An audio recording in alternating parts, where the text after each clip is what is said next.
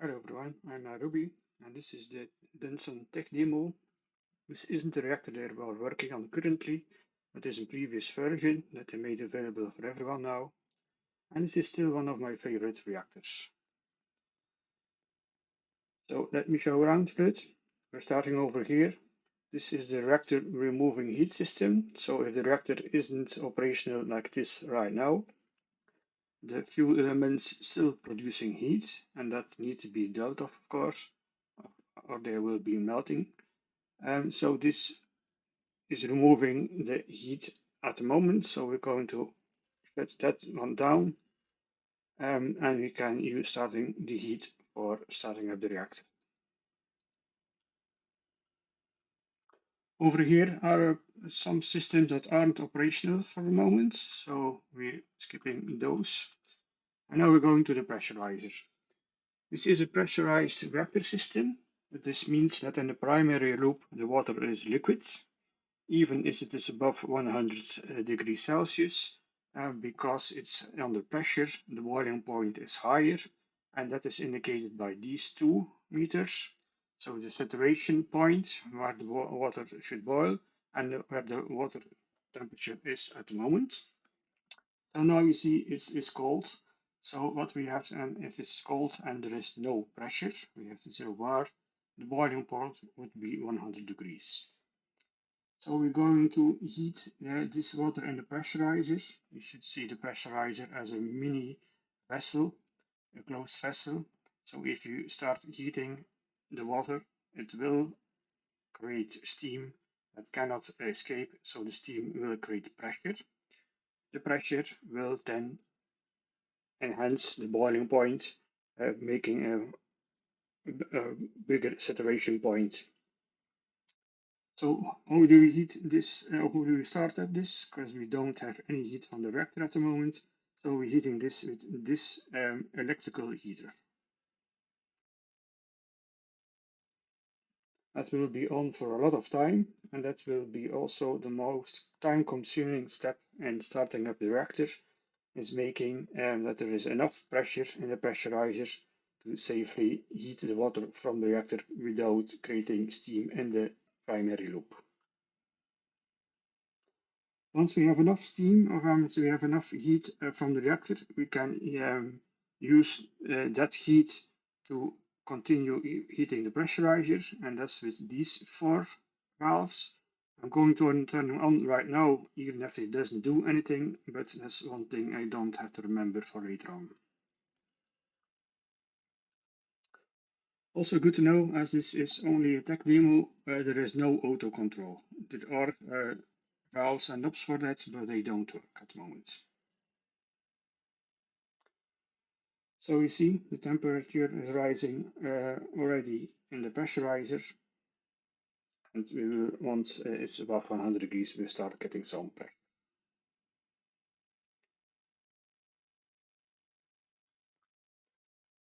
Continue on to the reactor cooling pumps. These are the pumps in the primary circuit. You see here, as the water is connected,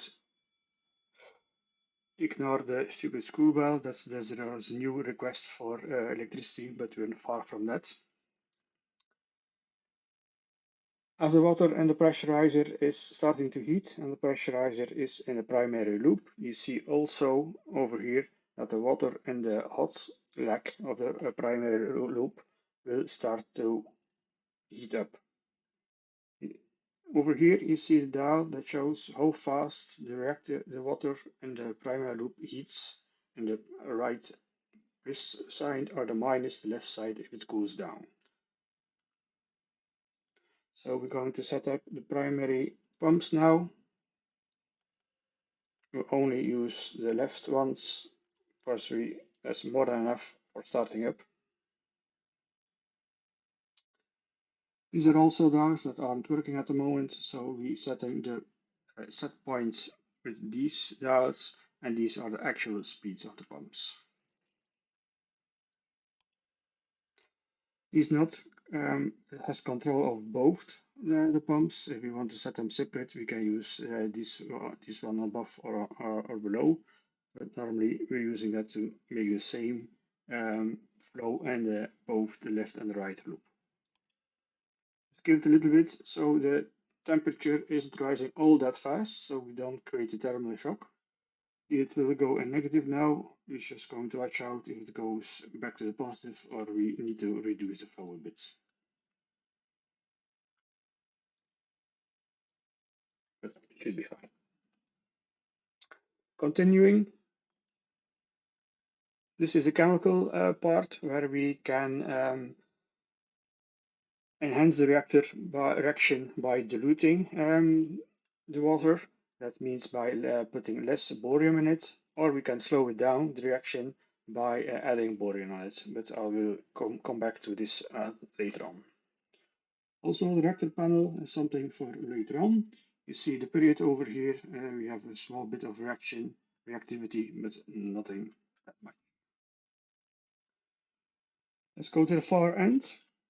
This is the condenser. So we're going to start the preheating.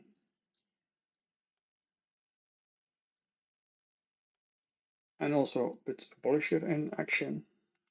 I don't think it's simulated at the moment. So over here, we're starting the air removal and open the valves for the condenser pumps.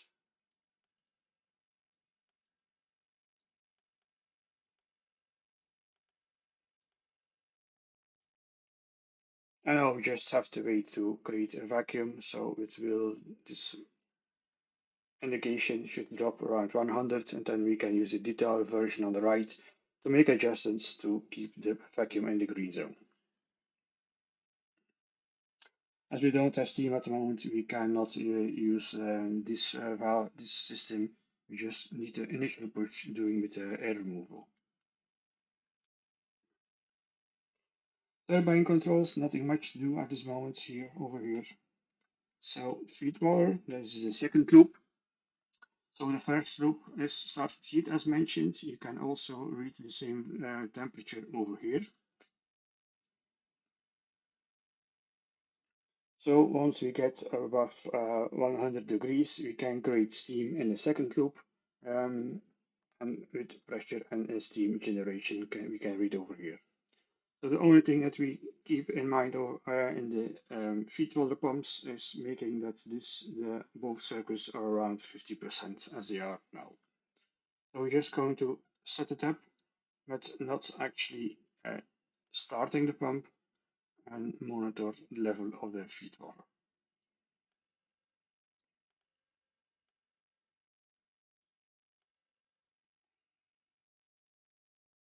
So these are the electrical feed water pumps. Later on, if we have enough steam, we can use the steam feed water pumps to spare a little bit electricity and make a bit more profits.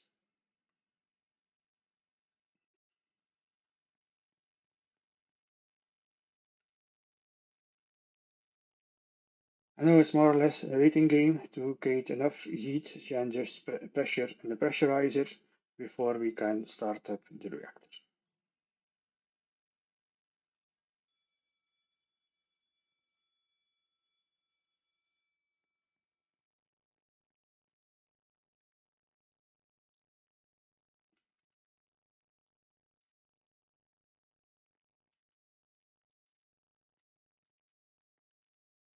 So let's do the basic preparation of the reactor. This is the mode. Now it's in shutdown mode. We're going to put it in the startup mode now, and later on, if we run to all the intermediate ranges, we can put it in the run mode. So the reactor fill trip is reset, indicated by the red light. That's okay. So first thing that we have to do is latch all the control rods. So now they are in sort of protection mode. If we would select a control group and start withdrawing, it will do nothing. First, explain the ranks above the A and these one, the SA, SB, SC, and SD. The S stands for shutdown, I think, or scramble, but these are actually the scramble rods. You have to withdraw these 4 banks completely before you actually can start withdrawing these control rods. So first we need to latch it so we can operate and withdraw it. How we do that? You put the latch voltage on with this valve, this knob. You select the bank that you want to latch, and you put it in, on the above value, the insert value. There is no indication if a control group is latched or not. You just have to remember what the state is. If after each scramble it will be unlatched, so you have to, after each scramble you have to do the same procedure that I'm doing now, relatching all the banks.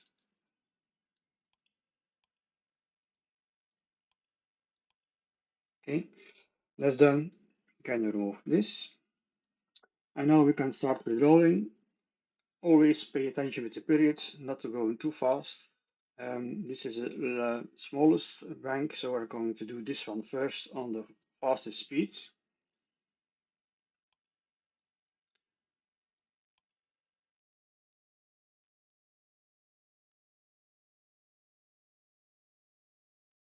Never go above 1, even stop when you see around 0.8 reactivity. Of course, it falls down quickly. It isn't the intention to create reactivity because these are really the scramble rods to fast stop the reaction if it's needed.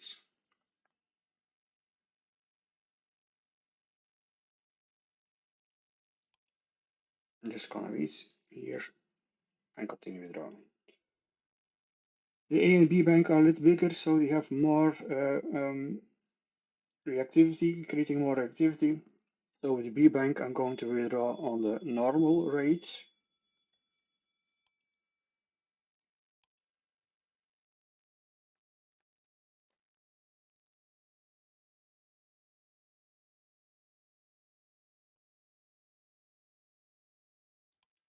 Wait a bit for the reactivity to drop down.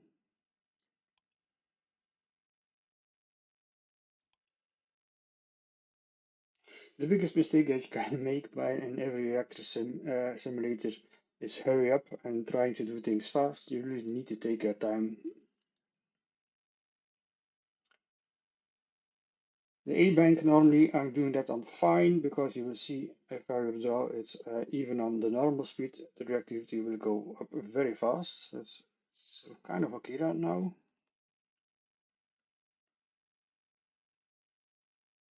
Yeah, okay. So now all the scram rods are withdrawn. I could start withdrawing the normal banks, but first we need to we make sure that we have enough pressure in the system so we don't create steam in the primary loop.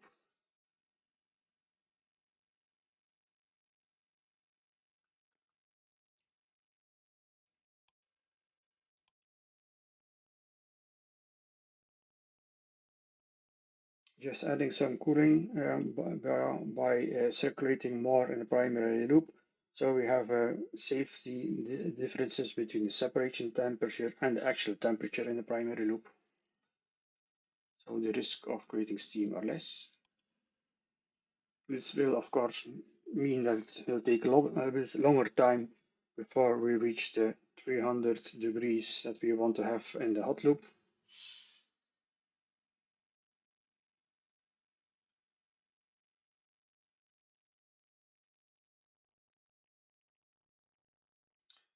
Because the pressurizer is only on the first circuit, you see that it will heat a little bit faster than the second circuit. So the first one, even the cold loop, is now already above 100 degrees. If you compare it to the second loop, it is still below 100 degrees, as also indicated by this warning light. But now that we have above 100 degrees Celsius, we start creating steam in the second loop and the second circuit. So this means the water level will start dropping. So we also need to provide some circulation in the second loop. And doing this this is the gauge that will indicate the set point of the electrical first water pump. Around 10 should do it, and just always check if it's around 50.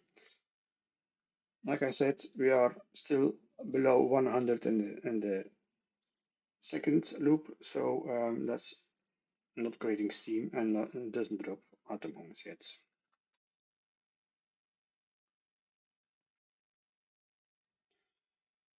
and we slowly started creating some pressure.